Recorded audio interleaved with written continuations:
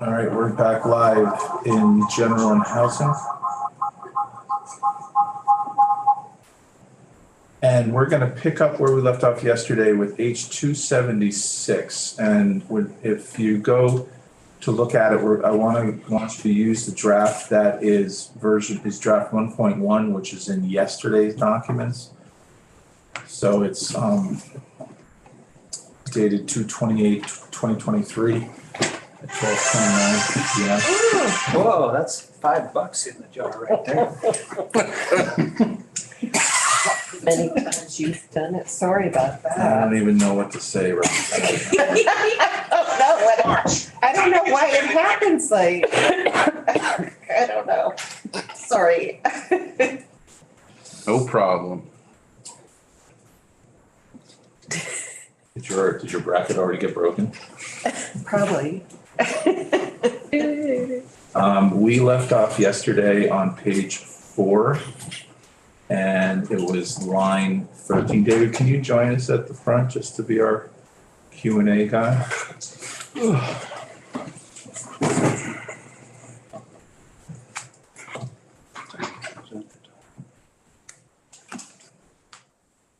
All right, so we start on, is everybody on line 13, administration? So line 14, the Department of Housing and Community Development shall maintain the registry of rental housing data in coordination with the Department of Public Safety, the Department of Health, Enhanced 911 Board, and the Department of Taxes. David, with the way that the language concerning rental housing safety has changed. I mean, last year this language was really part of the strings that attached this language with the enforcement language. Is this still the idea here of working in coordination with Department of Public Safety, Department of Health, Enhanced 911 Board, and Department of Taxes? I can understand that this is instructing. This is the language that would instruct the department to reach out to these departments. I'm wondering, do we need Public Safety and Department of Health? And can we just rely on the Enhanced 911 Board and the Department of Taxes? Because the Department of Taxes is where we've heard there's the landlord certificates, which may or may not be a complete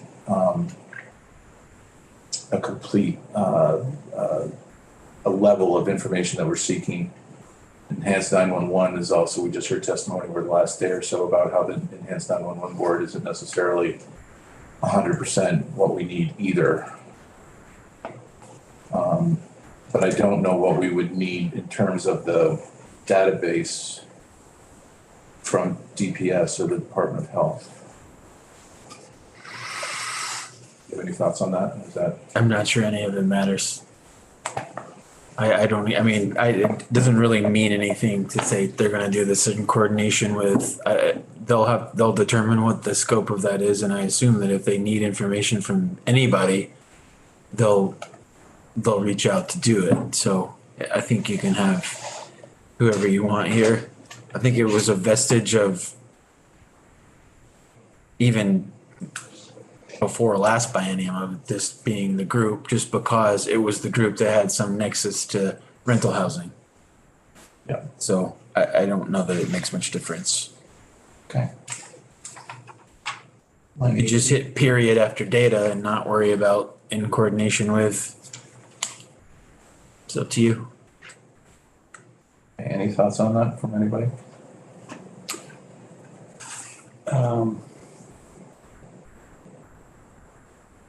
Yeah, as David was saying, I don't know if it matters, we could say rather than naming, in coordination with other agencies or departments as needed, or as appropriate.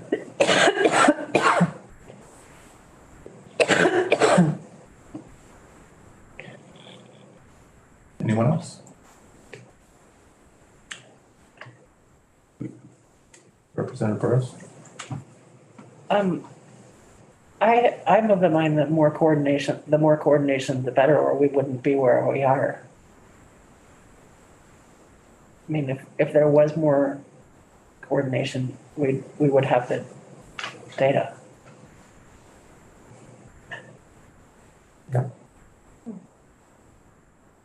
All right, Joe? Yeah, I guess I'm just curious if the if the landlords are the ones giving this information to the HCD, they're gonna maintain the registry. I'm just curious why the other groups are coming in to maintain the registry if the information's not going to them, it's going. Saying that we all understand that a portion of this information that we want to obtain is elsewhere. And we're saying we don't want to obtain it from elsewhere, we want to do this separate registry system. So I'm not sure why, not good or bad, I just don't know why they would be mentioned as being part of maintaining the registry, because landlords providing information to DHCD. Like, there's your registry. You don't need the other people to give you their information because you got it all. So I'm not sure why. I could understand like Something like in consultation with, is where they can reach out. I mean, I understand that the way, if I understand you correctly, the way that you're interpreting that is that each of these four mentioned entities would have more of a responsibility than what the registry is seeking, than what DHCD is seeking, like that they would have a hand in, as opposed to just providing the information. yeah, I guess I don't know what they would do to maintain the registry. Or DHCD would maintain the registry, DHCD, or as we heard today, the contractor that whoever they hired with, I mean, it's implied that if that's the contract, but that what they're seeking from these, I guess, no, I hear what you're saying. If we say in coordination, it's putting responsibility on these other four agencies to take an active part. And whereas we're thinking that they're having a more background part of it where they're providing the information, but they're not going to be charged with keeping it up to date. DHCD is the ones who have to keep it up to date. Right, and I don't even think they're providing information. Well, they may. I mean, if we've heard that they may go to the Department of Taxes with the land to look at the landlord certificate to see if it's a reasonable thing to base this on beyond. But anyway, I was just thinking that, we gave this whole list of all the information we want. It would go landlord, DHCD. What I wonder. they might have that information. They might have this piece or that piece and this in each of those four groups, but we've already got it all. So we no longer need them to. right. So I wonder if there are things like, the Department of Health may have said we've gotten complaints about this house that doesn't meet standards, and it turns out it's not registered as a rental property. And I don't know, I'm making this up. Well, I think there's the two issues are the scope of compliance with the DHCD registry, which may implicate that. And then the second is the potential cross-check of information, right? So if DOH is the one that does licensed lodging establishments, it would be helpful for DHCD to be able to say, please give us an Excel spreadsheet of your licensing for hotels. And then we can know, these people are all licensed here. Or maybe they even want to incorporate that into a single registry. Same thing with the E911, it can cross-check addresses, property locations, etc.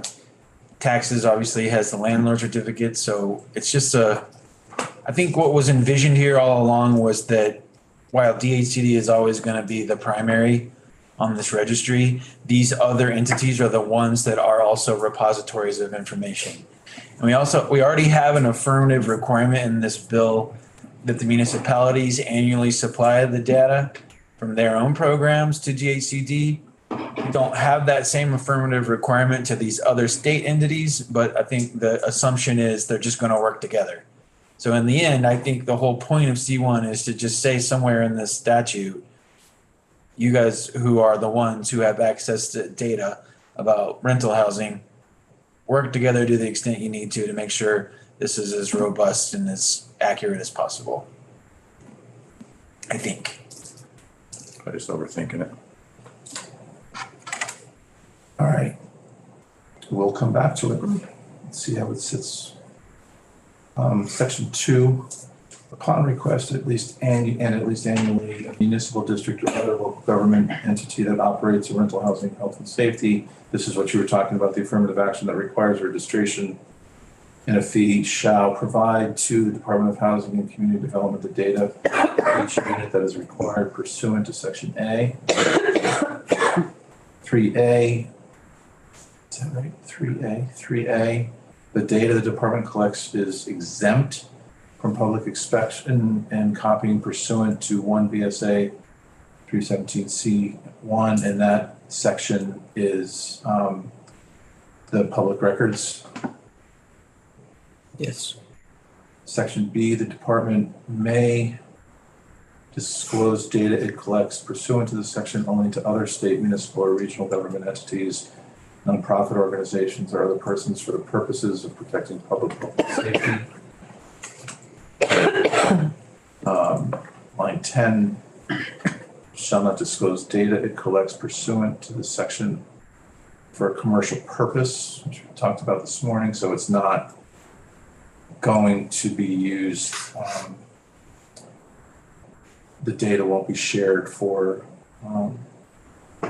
as a mailing list for people who are selling services, that would be selling services to property owners. Section 3 on line 12 shall require as a condition of receiving data collected pursuant to this section that a person to whom the department discloses the data takes step necessary to protect the privacy of persons whom the data concerns and to prevent further disclosure. Any questions on those lines? Representative Parsons? While I understand the intent of it, I'm not quite sure this would line up too well with the information that taxes sent me and is available to the public as well upon request. Not sure what more should be private information would be picked up by this as opposed to what's available to the public at the moment. So we're saying it this is exempt from inspection and it can only go to certain people. However, Department of Taxes already, upon request, hands out most of the information. I'm not sure what more information that we're going to be collecting that would say, oh, you know, this is the reason we don't want it out there. Can you talk more about the tax? The landlord certificate, sorry. Yeah. I knew that in my head, I just didn't put it out there. The landlord certificate is, it's for good or bad, it's open to the public. Certain parts of it, or is it the whole thing? I mean, I've done plenty of information to contact people and know their SPAN number, everything. So just as far as parity goes, I'm not sure what more information would be called, either start exempting that or this open as well kind of thing. You know?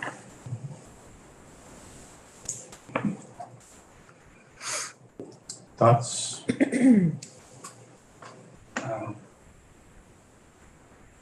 I think I find it, I find it kind of reassuring to have it in here that this information will not be used commercially, that it's, you know, they won't be distributing it. And they can't control what the tax department does.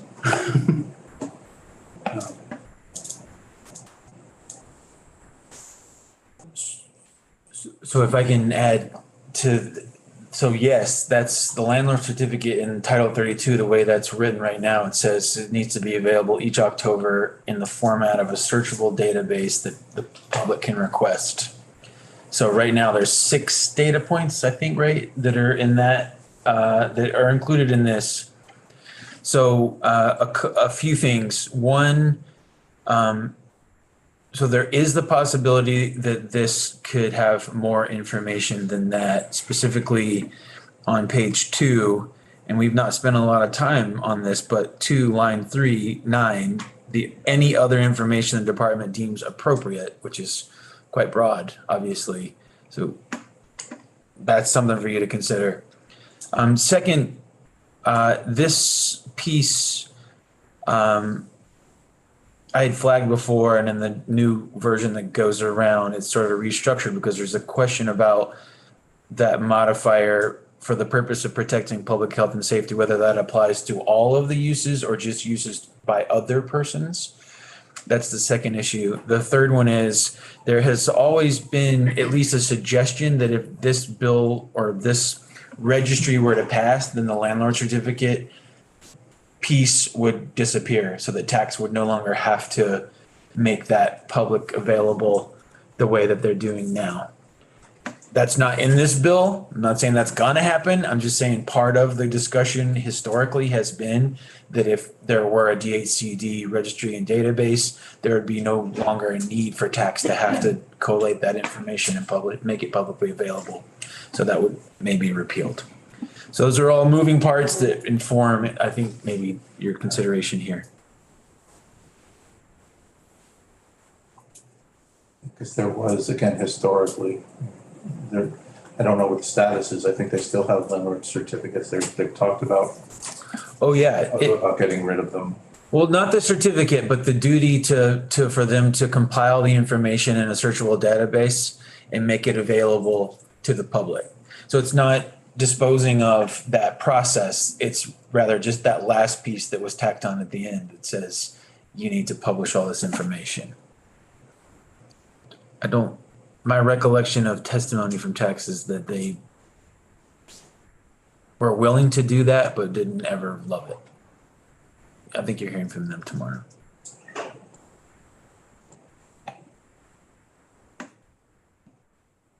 Okay, and we'll come back to that. Line 16, rental housing safety special fund. The department shall maintain the fees collected pursuant to the section in the special fund entitled the Rental Housing Safety Special Fund. The proceeds of which the department shall use, 1, to hire authorized staff to administer the registry and registration requirements imposed in this section. And 2, and I would ask David if to hire authorized staff to administer the registry and registration requirements, would that include if the registry at first was, this was imagining that there would be people within the department who had access and maintained and dealt with the database as opposed to having a third party. I mean, yes, I guess I'm trying to think whether this would.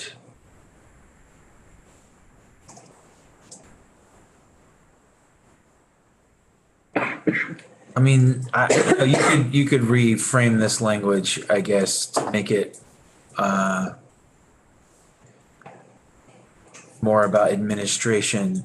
The thing is, we usually, just because of collective bargaining agreements and the way we write our statutes, we usually specify, like, we have to authorize the creation of positions, how much money they get, and then, the head count within agencies and departments. So it's good to specify that they actually have the authority to create a position and hire a person versus just the cost of administration, which could be read to mean they, use existing staff. So I don't know if this covers what you all are envisioning. Well, we have a section about positions later on. Right. I think this was, again, to put it in context of the conversation with ADS this morning. I think that the expectation is that the fees, even though there's been an unplugging of this registry right now to enforcement, the original intent was that these fees raised would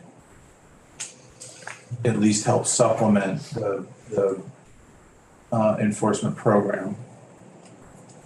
And so,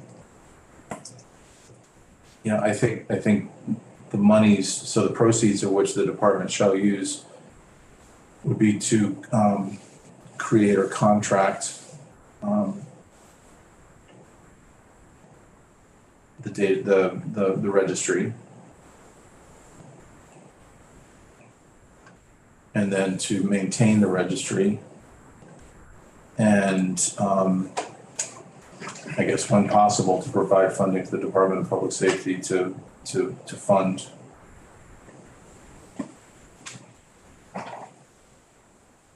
the inspections, the staff. Does that make sense? It makes sense to me. I honestly don't know the mechanics of D2. I don't know how that would actually work. I've never worked within finance and management or the agency of administration, so I don't know how they move all their money around. JFO recommended the creation of a particularized fund for these fees to have as a place for them to live and to, from which those monies would be transferred for other purposes to other things within state government. There's apparently hundreds of special funds in state governments, a real pain in the tail to take care of them all. So I just do what I told on this type of stuff. I try to stay out of it, but. Well, at least can we consider that the funds proceeds of which from this fund would be to create, to pay for the creation of the fund, to pay for the creation of the registry. Yeah, no, D1, I think it would just change to say create and maintain the registry pursuant to this section. I'm just saying, I don't know how they would actually move the money if you do keep D2. How does that look? I don't know. Is that inside baseball or does there need to be more statutory language? I guess it's the former. I'd say for this, at this point in time, I would suggest that we cut it. Okay.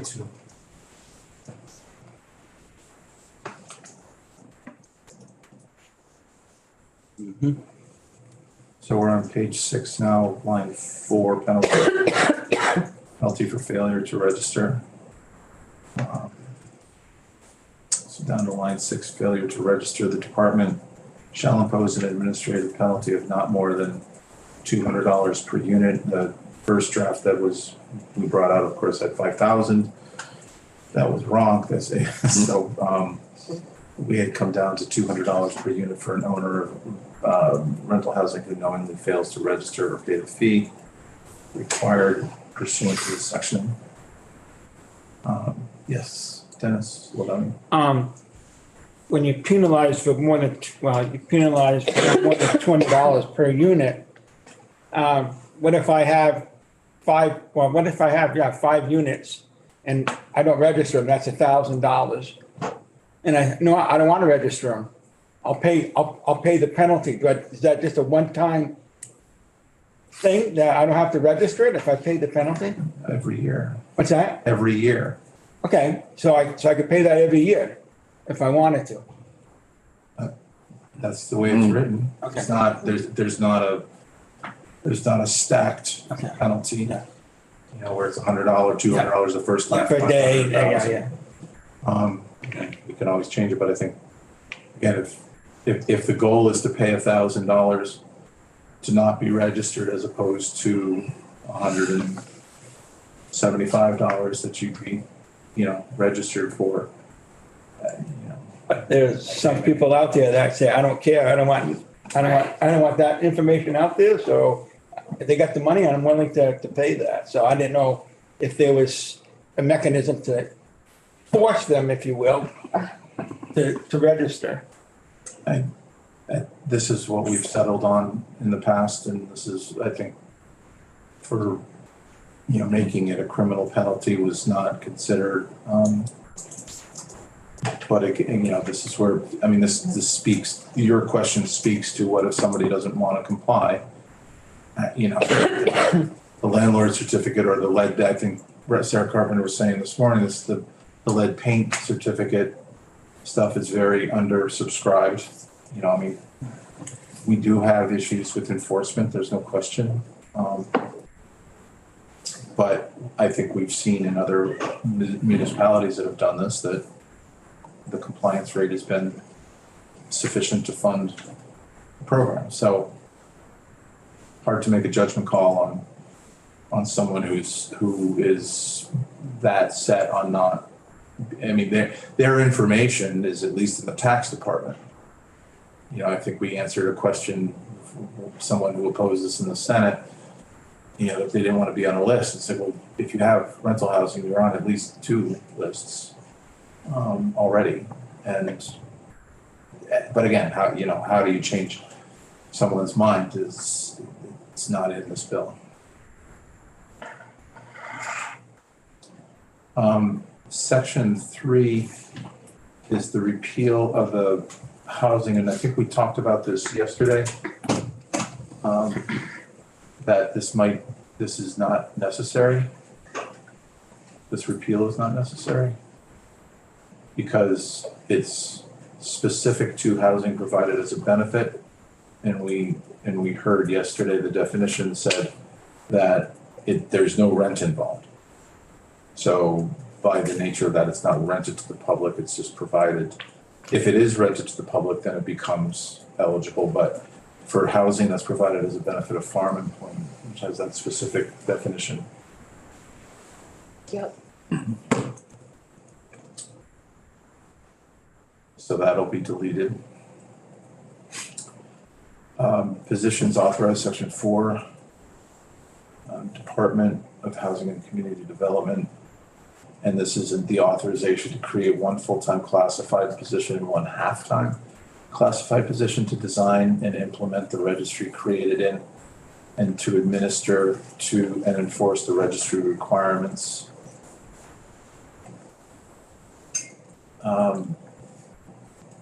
Top of page 7, and hire additional staff authorized by this section to the extent funds become available from the Rental Housing Safety Special Fund. Section 5 on line 4, effective dates. I'm going to pass on those for a minute because I just want to stop here and then say, after this morning's conversation with ADS, I asked David to draft some language. We're going to go to the version now that we just shared that has some new language in it. What my line of questioning to the secretary this morning was to get at, I've become really sensitive, especially in this document, especially on this bill, that, and especially from the testimony from both Commissioner Hanford and Secretary Naylor, that it's impossible right now to know how much this is going to cost. But there is a way to do it, and there is a way to do it through their process to get to an RFI. If we ask JFO, and when we do ask JFO to do a fiscal note, they're going to call ADS, and ADS is going to say, could be between this number and that number. And that's what they'll present in their fiscal note. What I'm going to propose in this language that we can go to is, and David, can you join us and throw it up on the screen? Is if we agree to pass this policy, there's a section that says, upon passage, the department, ADS, would then work with the Rental Housing Advisory Board and the CD, and I believe there was someone else involved, to work on this application process and up to the RFI. Is their process, have the application process, then the RFI, then the RFP, and then bring it back to us in January so that we can get a closer estimate of what this might cost. I really do think that we as legislators haven't really gotten into the habit of asking ADS, at least, from their perspective, what this might cost and what it might take. And rather than on this particular bill, it's a form of just saying, let's get the next piece of information, which is what we think a reasonable amount would be from the people who would make that estimate in the first place. But they have to have it based on this particular language. So David, can you go to page, wherever this is, page?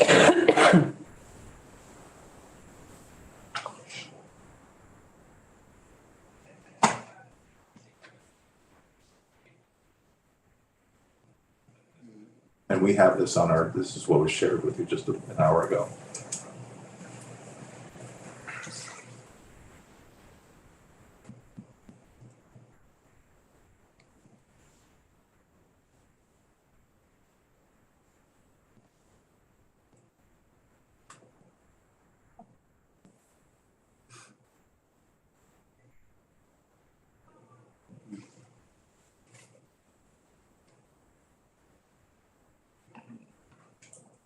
And then for the effective dates, it would just push them out a year.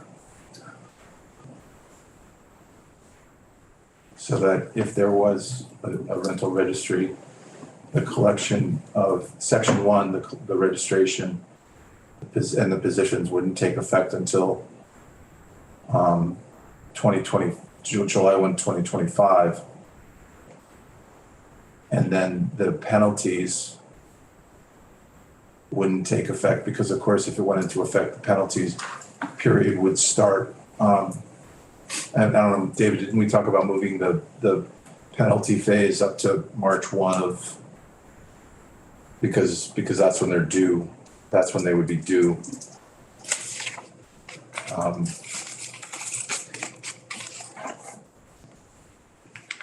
In the first year, they would go from July 1 to March 1 of 2026.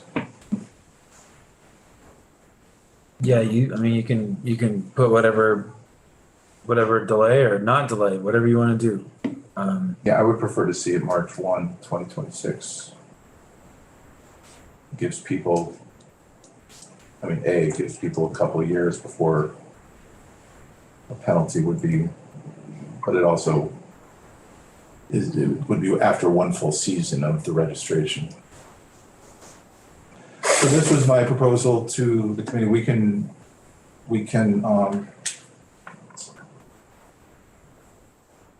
David, if we can go back to the very beginning of this particular draft and just show the changes that we made. You made some changes based on our conversation yesterday.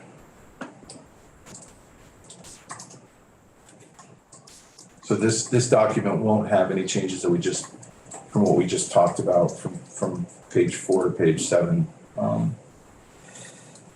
except for that section we just showed.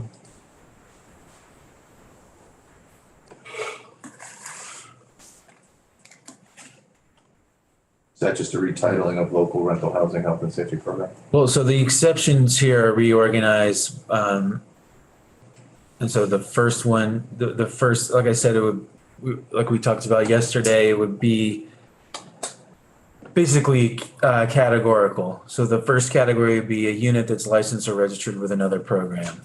And so subdivision A would be, these local programs.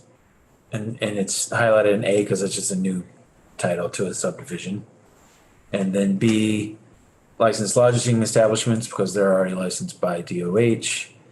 Registered mobile home lots because they're already registered with the ACD. And then the cross-reference in line 5 to the provision that requires the registration for the mobile home parks, 6254. The second category we already had would be a unit not offered to a general public. Okay, hold on a second. It's not just on that. Just going back to the, anybody registered with another program, another registry. We haven't, it's certainly assumed, but we haven't specifically said that other registries have to then provide that information to this registry. It's further below in C2. Does it say that? Yes. That's the part about. That's where we started today.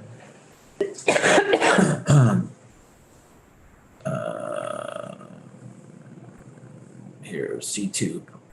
Upon request and at least annually, Okay. program will have to provide the data to DHCD for each unit.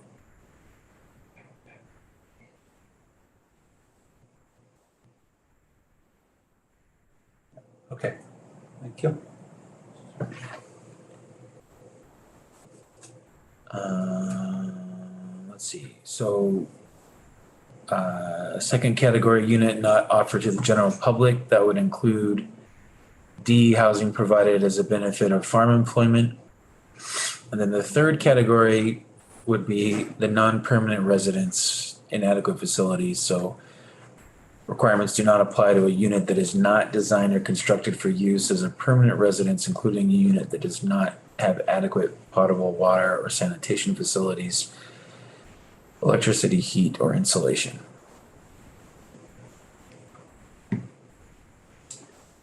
Talked about this yesterday. Does this come close to what we were trying to redefine this as?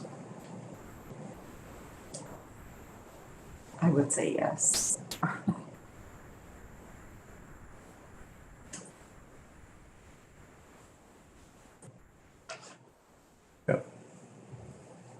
Okay, thank you. So I changed this, I broke this out here. So rather than being part of the administration, I made D its own subsection relating to protection, permissible use, and disclosure of data. Substantively, it's otherwise the same, but, you know, 2C, the intent is to make it, you know, specific that the protecting public health and safety modifier only applies to other persons. And I don't know if that's what you want. That is not how I have been reading this historically. So this would be a shift. And again, this is based upon past conversations where people wanted to limit use across the board to just be public health and safety, which, as I said, for instance, would be extremely limiting for instance, a planning organization, an RPC, a nonprofit, to use this data for planning purposes. So if that's consistent with what you want, I think we'll leave it as it is. If it's broader than what you want, I would change it to say, department may only disclose this data for the purpose of protecting public health and safety to other government, nonprofit, or anybody else. I would prefer that clarification. It's hard to see.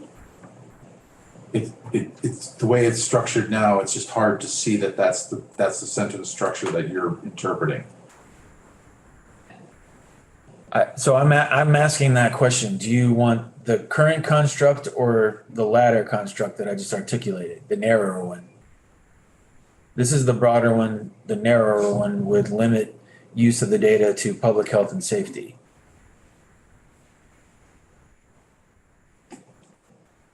I'm sorry, I thought how did you read it in the former one? The way that it has, up until this draft, the way that I had always been reading it was that it was limited to protecting public health and safety, regardless of the recipient. That was the only allowable use. This changes that and says you can give it to other state, municipal, or regional government entities. You can give this to nonprofit organizations, basically for any purpose as long as it's not a commercial purpose. Yeah. You can only give it to somebody else, so non-state, non-public, non-nonprofit, if it's for the purpose of protecting public health and safety. And persons here is this And person is everybody. corporations? It is.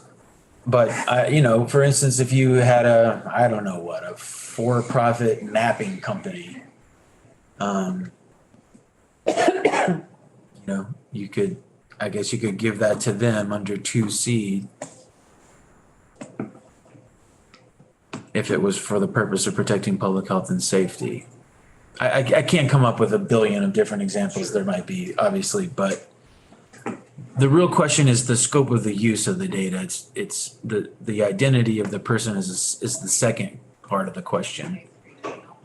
Representative James.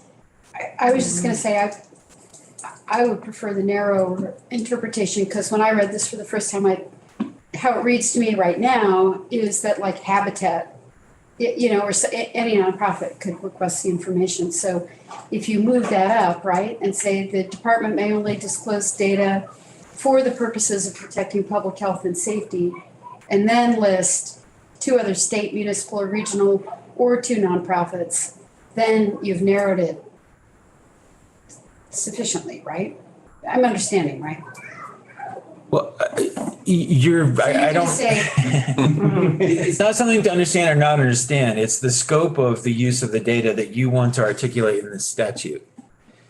And I'm suggesting the limitation is quite narrow if you're saying protecting public health and safety. I don't know quite what that means, but people always cited the emergency circumstances. Fine, but what about prospective planning purposes, demographics, transportation, infrastructure? Those are not emergencies. Those are not necessarily public health and safety. They could be health, but not necessarily. So I don't, what I want is this to reflect what you want the data to be able to be used for. And to go back to line 6, it's, first of all, it's may. So the department may not also disclose data if it doesn't like who's requesting. Is that right? That's true. I mean, they don't have to disclose this data to anybody. Right.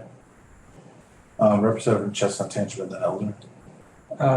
I think that there's a legitimate purpose for planning. I'm thinking of the Village of Killington wants to trying to figure out something, services, and they said, well, how many full-time residences do we have, and how many rental residences, or part-time, short-term rentals, long-term rentals, and full-time residences, and this is the database they would work with for that, I would think. So I do see legitimate uses that are not public health and safety. Representative Elder, and Burrows.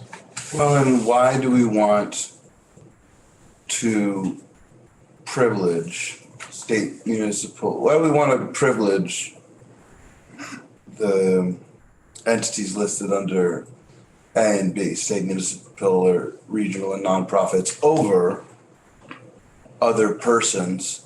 And, I don't know, maybe there's a good reason for it. I don't know what it would be. It's like, why, it's sort of like, yeah, I mean, it kind of feels like if, like Representative James said, we just want public safety data to be available, then you could say public safety may be available. But the way this is written, it's a little funny. The way it says may only disclose actually says that it's kind of like it's kind of saying the department may not disclose unless because may only kind of means you can't unless one of those criteria is met.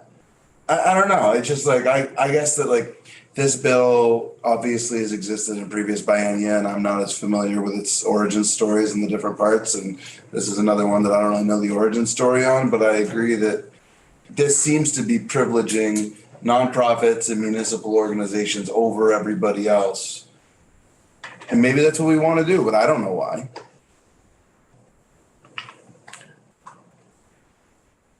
Yes. Hold on, Representative Burrows, did you have a question? I was just gonna say, couldn't we allow for like annual or biannual data analysis that adheres to B, that a person to whom the department discloses the data protects the privacy of the person, so that it's blind data, but it's like could be used for other purposes annually. So it's, I don't know, it seems very black and white, and I'm quite sure there's some other areas in there. Well, and I think that's what leads to the confusion of C. I have a question for David, but first Representative Labor. This is going to go from here to the Senate, correct? And then they're going to get their chance to modify it or just disagree or agree. I'd like to see what comes back from them. That way we wouldn't have to sit here stalled. And I don't recall, like, again, we've been living with this bill that's not a law for so long. I don't really get so many different versions, so it hasn't been improved but it has gone back and forth, and I don't want to blame the Senate for saying, oh, they put this weird language in, and you approved it. So David, the question though I have is, when I first saw this language, to the point that Representative Elder was making about privileging non-governmental or or for-profit organizations, the way that I read it was the department can provide the data can disclose the data to other state, municipal, or regional government entities for any reason. To nonprofit organizations for any reason, or to other persons only for the purposes of protecting public health and safety. So if it weren't those first two, A and B, if it fell under C, that was the section that had to be for specific reasons, for those specific reasons. Yes. So it's not to nonprofit organizations for the purposes of protecting public health or safety. Right. Okay. Yes, Representative, questions? Thank you. Just for a broad term here, there are other state government entities. Is that read to be Vermont? Yeah, it's capital S means Vermont. Oh. Okay. Though, it's a fair question, like part of our planning does occur in tandem sometimes with our neighbors, so. Okay. I just want to Yeah. make sure that. Sure. Allowing Arizona to just say, we'll take your info. I will say that, just whether you find it useful or not, in the original few passes of this, there was no such limitation. It wasn't prevented from being published or available for public inspection and copying. It wasn't limited by recipient or use. There wasn't even a limitation for disclosure as you see it in 3. And then there were people all along the spectrum. I mean, obviously the far right of the end or far left, whichever, pick an end. One end of the spectrum was, we don't want it at all. And from one step back from there was, I don't want my information to be on some list. You could aggregate it, but I don't want to be identified. One step from there was, let's only use it for public safety, like Irene. One step from there was, what about other legitimate public purposes, not commercial purposes? So we sort of landed there. It's basically public purposes only is sort of the sense of where this draft is.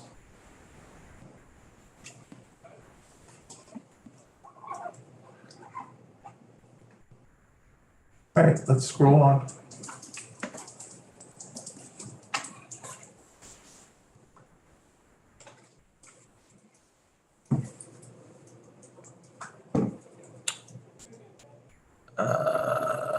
So I said, this is going to change anyway, but I said here the department may staff, it's supposed to say hire staff authorized by this section to the extent funds become available from an appropriation for that purpose or from the rental housing special fund. But that needs to change anyway.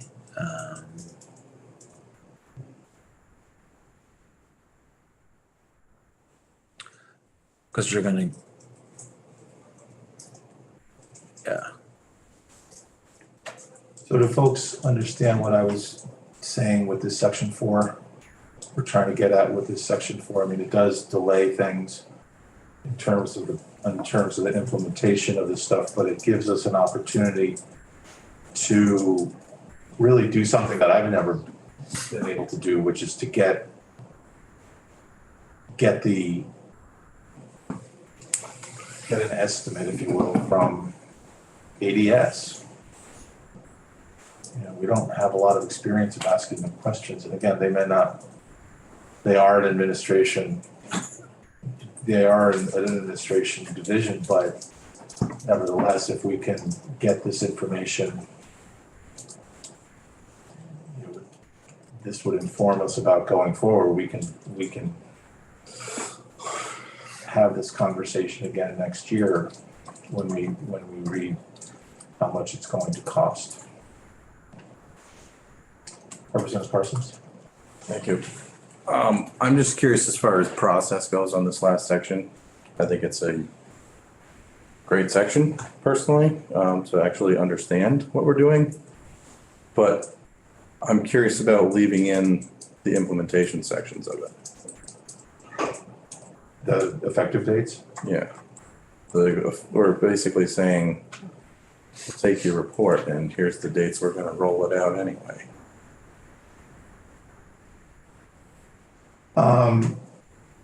So a third,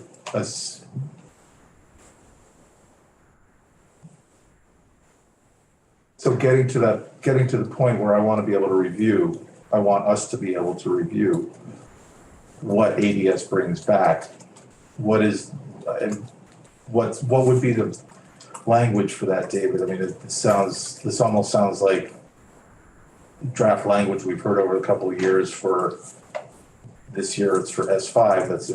It's like, okay, we'll study this for X amount of time, and then we'll have an opportunity to then that has to come back to the legislature.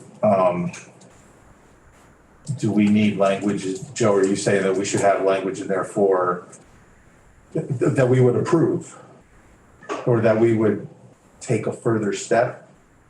That's my thing, is that if we get an estimate back for $5 million,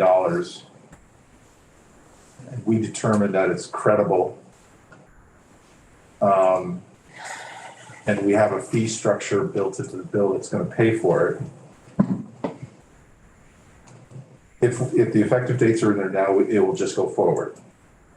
But if we don't like that, and I see what you're saying, there's no hook in here, there's no catch.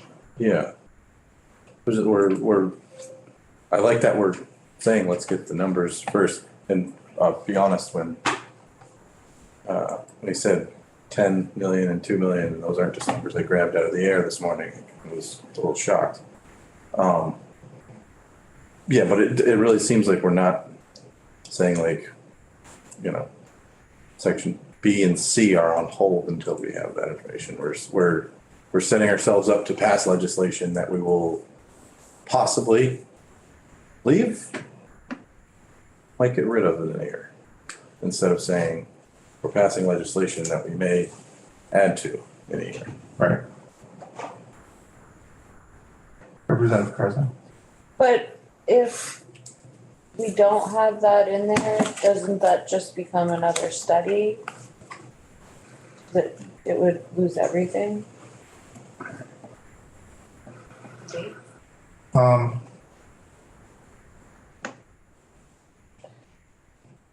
I don't want, yeah, I don't want that. So I don't know. I would ask you, is there a way of doing that to where B and C are postponed indefinitely until further action is taken on, and it still stays alive? So it's a good question. I mean, you could try to do some sort of complicated contingent effective date that I think I would advise against. If what you're, and I hear your concern, and that is you're purporting to adopt a law that you may not actually want to take effect depending on the results of the study. But as you said, you don't want to lose the language or the understanding of what that proposal looks like. So the other way to do this is to say, section 4, but instead of framing it as legislation that enacts law that will take effect unless you repeal it, because that's what you would have to do. Right. Like you would have to get the study back. It costs $20 million. You say, we don't want that. Now we have to go back and repeal these new sections of law before they take effect. which, requires further action and maybe cumbersome, got to go through a whole other legislative process.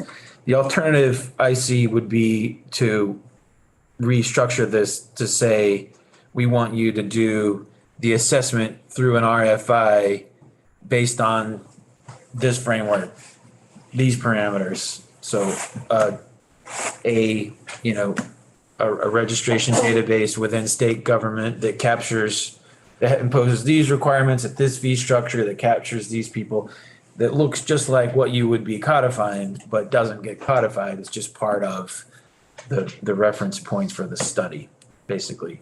It gives them something to assess without actually enacting it into law. Like, I think that was one of the things that came up this morning was, JFO has said to us that they can't do a fiscal note until we stop turning the wheel, until they have a policy that we've determined. And I can see other people saying that same thing. And so Representative James and then Elder. Okay. Elder and then Labor. I like the idea of elders first. Yeah, I'll be quick, Larry. Yeah, I mean, I think, I hear what Emily's saying. It's kind of like if we get rid of the other effective dates, then essentially what we're passing is the ADS report. I mean, to a degree, obviously all the other policies in there, but it doesn't have an effective date. So the fact that these effective dates are a year and 2 years respectively after the ADS report makes me not concerned with that, not to minimize your point of Parsons, but we, yes, we could go back and repeal the policy, as David said, but we could also just push the effective date, and that's something that happens around here quite a lot. Is that you come back and you say, well, actually, we said it was going to be effective date of 25 and now it's 26 because part of the ADS report has informed some part of our process that needs to go on longer, that we need to do something else. And so I don't think that if we didn't like the report, I don't think our only option would be repealing the policy. I think we would also have the option to take more time, which we do all the time. But I do think that by having the effective dates for the actual policy this bill contains is a little clearer in the sense that otherwise you've got a bill full of policy that has no effective date within the bill. And I think that's weird. I think that would be a little more aberrant. So just my take. Representative Ledger. We are dealing with an unknown. It's anywhere from 2 to 10, and that was just a fly. So if that's the case, I think the value of the RFI cannot be understated. So I would look at the ADS report and take a look at the RFI data that comes back to us with an estimate. And this isn't a fire sale. You've been working on it for 3 or 4 years. So, sorry, we're on live. Representative Jessup. No, I appreciate that. I mean, again, that's for something like this. I mean, when you see a stretch that's that big, a lot of times we just say, oh, no, we can't do it. And I just want to really say, we're not saying if we pass this and it goes all the way through its process, we're still, as opposed to going out to 2025, this committee is going to get this information. Yep. So we're going to have the context of what we were talking about a year from now when we get that report. If it were a new legislature in 2025, if we waited until 2025 to get these numbers, it would be a whole new group of, we'd be going through what you all have been going through for the last 2 months. And so that was the motivation behind this thinking here. Representative Chestnut Tantra. I hadn't framed it the same way that Caleb had, Representative Elder. But I was thinking in terms of this bill having some momentum now, not wanting to lose that by having it no effective dates, but understanding Representative Parsons' position too about what does it mean if we have effective dates with this unknown. But I like the idea of, I'm more comfortable with the idea of keeping those effective dates. They can be pushed out, they can be met, they can, because we will be looking at it in a year. And I don't want to lose the momentum so that in 6 years, members are saying, well, we've been working on this for 12 years, what's the rush? Come on. No, slight intended there. The other piece is that it will help us determine if $35 is the right fee. Right. You know, I mean, it's no, you know, the idea of fees in this building has really lost, and what fees are for have lost in immediacy because we haven't been talking about them, because we haven't had fee bills in 6 or 7 years. And so we don't have this conversation of, well, what are fees for? What do they actually do? And they're not, you know, they're not a tax, right? The fee is there for people who use the system to pay for that system specifically. And so this could also help that determination of what's the right sized fee. You know, that, you know, if they come back and it says, I mean, if we look at the numbers just across the top of that sheet that Sarah Carpenter provided from a couple of years ago, those numbers aren't going to change, right? And it's the numbers of how things cost and where they cost. All those things could have changed. But 55,000 units at $35 a head is X amount of dollars. You know, is that enough? Is it going to be 40%? Is it going to be 50% registration rate? You can't expect 100% registration rate. So I think having this figure will also determine if we've unplugged this fee from the Department of Fire Safety, because they're now supposedly baked into the general fund, then it's for the maintenance of the system. And if they come back and say, what scared me about the testimony this morning was it could be $500,000 a year to maintain the database. And we get to determine then, is it worth it financially? Representative Howard. Thank you. Apparently, other communities are doing this In Vermont. in Vermont. Yeah. And maybe by having the dates in there will inspire them to get the results to us sooner rather than later. And this is a very important bill. We have been working on this for years. It has so many benefits to Vermont. Other communities in Vermont are doing it. We need to have a central base where we can extract information that in the long run will save us. The longer we wait to do this, they always say, well, there's not enough money, there's not enough money. There will never be enough money. If we don't do this now, years to come, the price is not going to be any less. And we're going to be in the same situation we were in with Hurricane Irene. Nobody knew where people lived. It was a catastrophe. I mean, sometimes we have to make an investment, we have to bite the bullet, we have to try something that'll work. Granted, it's going to cost money. Everything costs money. But in the long run, I think it's going to be well worth it.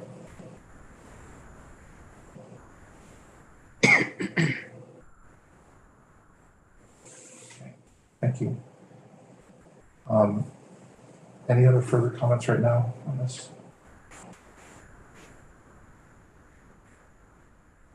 All right, so hearing none on this, David, I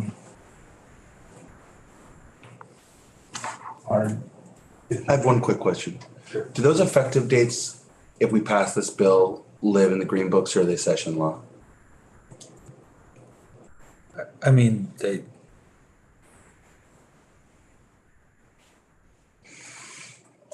So all of the action results go in the session law, but only the effective dates don't get codified per se. They don't, yeah.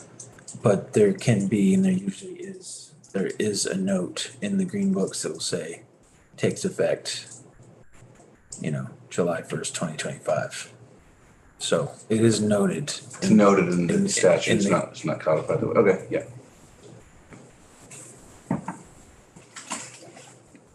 All right, so David, if you can provide us, we're gonna have a conversation with the tax commissioner tomorrow. And so, David, if you can provide with version 2.2 or 3.1, whatever is next, sometime for too long tomorrow.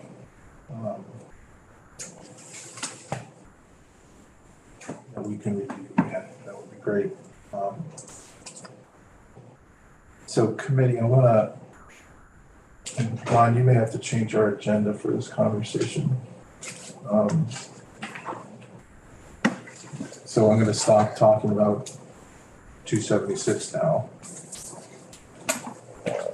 To a degree, because now we're in a place where we have, so the bills that we have up in the air right now include the mobile home study, which I think I shared an updated draft from David earlier today, but we'll talk about that tomorrow, I think fully, but please review it. But there's a piece that was mentioned yesterday. And Thank you. It's good. And sorry for Representative Chestnut Tangerman's day yesterday. Yeah. But if we could pull up on our, I think, did we post the draft? 213, Was that or for this? DR or whatever? Yes, they're both posted. So if we go to today's page. Scoot out to this planning meeting, send an email. All right, so Representative Elder, if you could look at the draft that, this is about stuff that was talked about yesterday. Yeah, and I'll watch this on YouTube for sure. Yeah, okay, just, I know. I want to, part of tomorrow is gonna be talking about what we seem to be close on 276. We're probably close on the mobile home study. There's this piece here that has to do with the GA. So if you could just look at the material and have opinions about it tomorrow, because it's a last minute thing that came out of the study, the subgroup that we had talking yesterday. Will do. I'll come ready to opine. All right, thank you. So folks, if we go to our page, and it's Thursday the 16th, we've just really been asked to seriously take a look at this. This is under Robin Chestnut Tangerman's name. And it's actually not so much,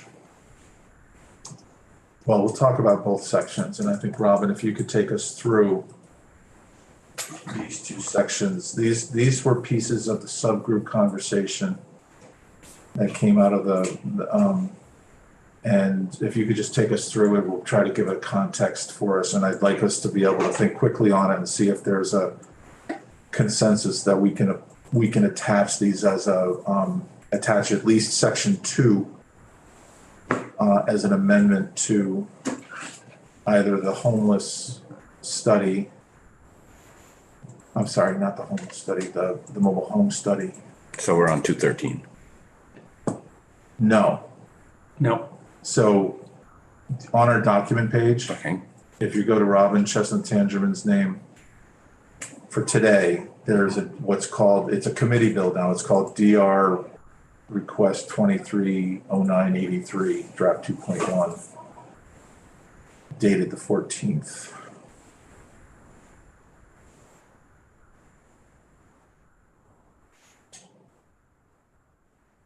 But I would like us to consider this language as an amendment to one of the bills that are out there. So are we all there? Did you see that? Representative? No, not yet. You could also just go to documents, today's date, and it should come up. Just need to refresh the page.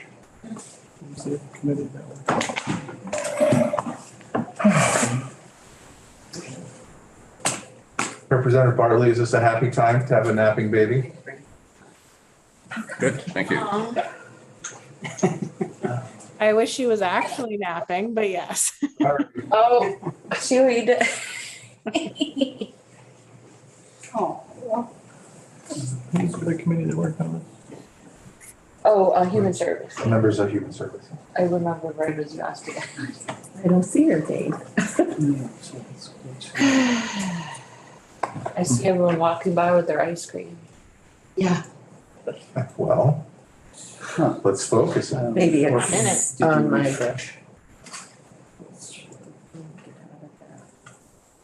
You get it, Larry? Mary, you're finding this on your phone? Yeah. I read it on the phone. Would it be helpful if I shared my screen? Yes, Sure. Yeah. thank you. We're a tech savvy. Put that tech cape back on. Yeah, she's beyond Windows XP. Netscape. Netscape. Thank you, with the baby too. Hey, can you make Representative Bartley co-host, please?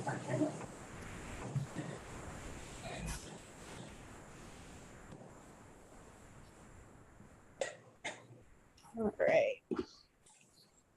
You are a co-host.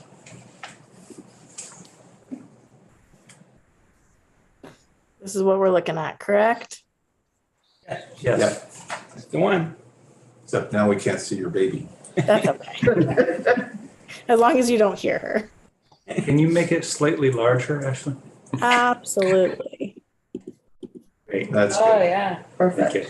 The old people across the room can. Don't need my glasses for that.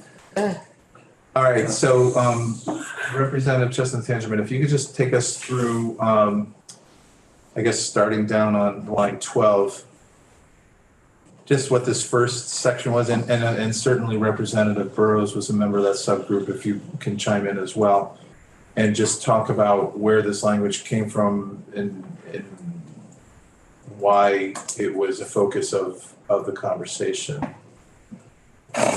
Yes, right, yes, that's good. Yeah, going down to 12. I guess we go further than that. Perfect. So the bill that we walked through the other day with Representative McGill, this was a piece of that. So it was from that working group. And this being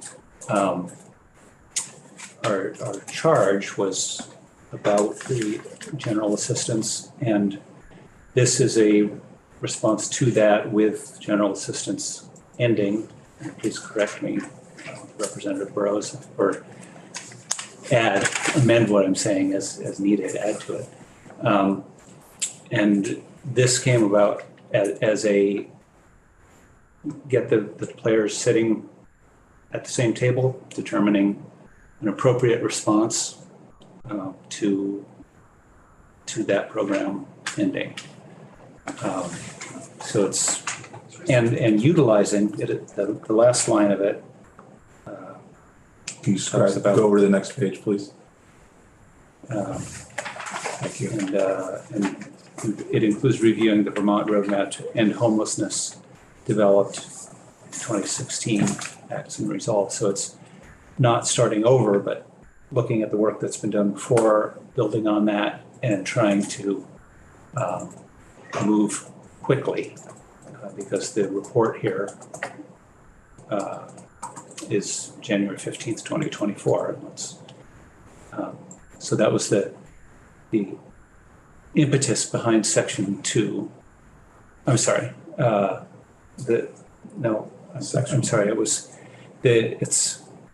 this report is December 1st, 2023. So it's this year, so that the legislature can hit the ground running.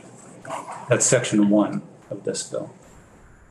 Section 2 is another section that Representative Small brought, and I spoke with Maura Collins about this. And we are hoping to hear from her tomorrow. And this is a working group that there has, the first section refers to the roadmap to end homelessness from 2016. This section 2 is essentially, let's have a roadmap to end homelessness 2024. The state agencies and have not sat at the same table to resolve this or come up with a plan. There's a lot of action happening, but it's not in conjunction with a unified plan. So this is an attempt to get the state agencies and designated agencies sitting down together and updating, revising the plan to move us forward in a cohesive and unified manner. Clarification, and in addition to that, not a clarification. So the convening of a working group on line 5, a working group existed back in starting in 2020 and 2021 of folks like this, the continuums of care program, dealing with continuums of care programming. And it was very effective at the very beginning. The difference, and we'll see when we scroll down through section B, what happened was that when we were first deciding how to spend the money, the federal money that came, and there were deadlines, and there was a lot of the same stuff that's going on now with the hotels and how is it going to be FEMA, is it going to be VRAP money, but there was is there going to be changed housing protocols so that if somebody's staying in a hotel, they would become tenants, or should they continue to be exempt? There were all these stakeholder groups that worked together, and it was successful for a while because it brought people together during a time of crisis, and it had people from leadership in our agencies as well as stakeholders such as folks that are mentioned here. And that fell off because people started, things started to just change where things weren't happening. So that the group just fell apart a little bit. This is going to ask for legislative participation, I believe. And as folks who can help just observe and, be there to deal with the recommendations on our response, because we're feeling like we don't have much of a response in place for what's going to happen at the end of this fiscal year. So I just wanted to add that this is almost like restarting a working group that had some success a couple of years ago. And if we pass this, it would just emphasize that it's necessary or desired to see it up and going again. Ashley, can you scroll down to section B? So this is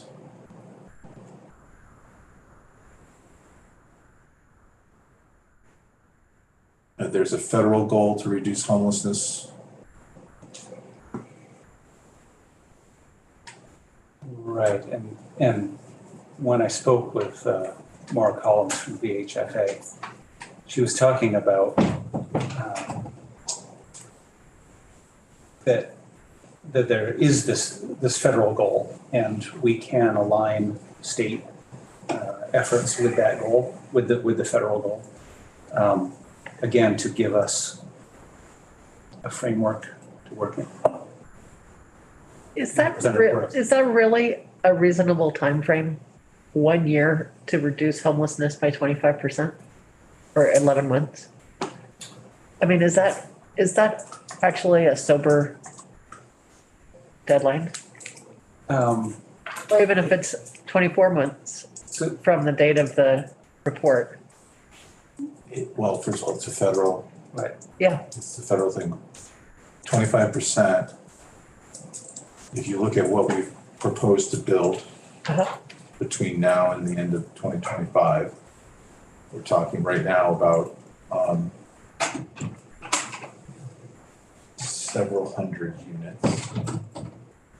That building units isn't the only thing we need to do. No, it's not. And, you know, Is the thing. I mean, it's almost, in a way, if you forgive me, but in a way, that's a small piece. The big piece is the lack of human resources at the designated agencies who can provide services to keep people in those units. And that may take longer than this bill would suggest. Just saying. It's what got us, or it's one of the big factors of how we got here in the first place. So I think the federal goal, the federal program that this would link to is existing. So it's federal program's not to do it in a year, but to reduce it by 25% in a 5-year timeframe or something. We're coming in at the end of it, so I think it's I think it's just referencing the federal goal rather than necessarily saying. So the goal, the 2025 is starting back from, like, that was first implemented 5 years ago? I made that number up, so I'm looking for the federal document right now. Okay. Because it seems to me you could start, yeah, but if you started 5 years ago, our homeless population was a completely different number than it is today. it So, was measured differently. It wasn't any, I have nothing to base it on except that, you know, we know that the point in time count was always referred to as, oh, we're not sure, we don't know that it's very accurate. It's just what we have. So you're kind of like, what do you do with that? It wasn't until the pandemic that we could actually come close to actually counting people. so then doesn't our 25% reduction start from the time that we started counting accurately? Well, it gives us a higher number regardless of when we start counting it. No, I appreciate, you know, I mean, we'll find out more from what the federal strategic plan is. But we don't have, you know, I guess the goal, if I were to ignore your question about the date itself and whether we could actually reduce homelessness, I think I would hook my beliefs on, well, this is the start of actually formulating that plan, because we don't have it. You know, we've done emergency stuff, but we don't have it now. It's not a great answer, I know, but and for committee, do we want to take a first short minute and go get some ice cream? Yes. Because I mean, I don't want to go to 5:30 today if we don't have to, but I sense people are fading out a little bit. I got it. And are you? I've got that, please. So that'll give us 1, 2, 3, 4, 5. 1, 2, 3, 4, 5, 6, 7, 8.